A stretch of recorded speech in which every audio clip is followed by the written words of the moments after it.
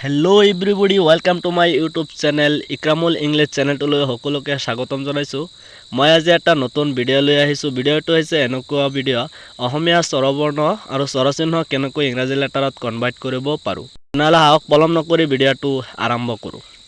Guys আপোনালোকে চাব পাৰিছে মই এটা চাৰ্ট লৈ আহিছো। এতিয়া চাওক অক ইংৰাজী লেটাৰত কনভাৰ্ট কৰিলে এ হ'ব।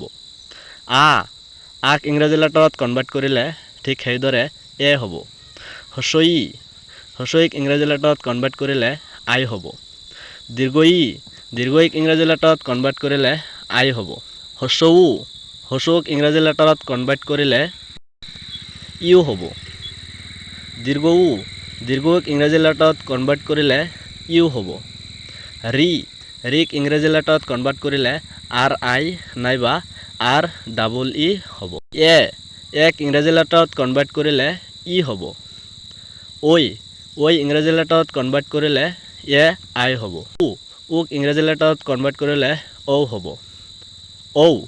ওক ইংৰাজী লেটাৰত কনভাৰ্ট কৰিলে ঠিক সেইদৰে এ আই বা ঔ ইউ হ'ব।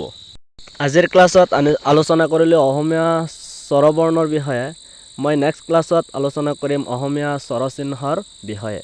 যদি আপোনালোকে সেইটো ভিডিও চাব বিচাৰে তেনেহলে মোৰ চেনেলটো সাবস্ক্ৰাইব কৰি থব আৰু থকা বেল বটনটো বজাই থব যাতে মই যেতিয়াই ভিডিও আপলোড কৰোঁ সকলোতকৈ আগত আপুনি পায়।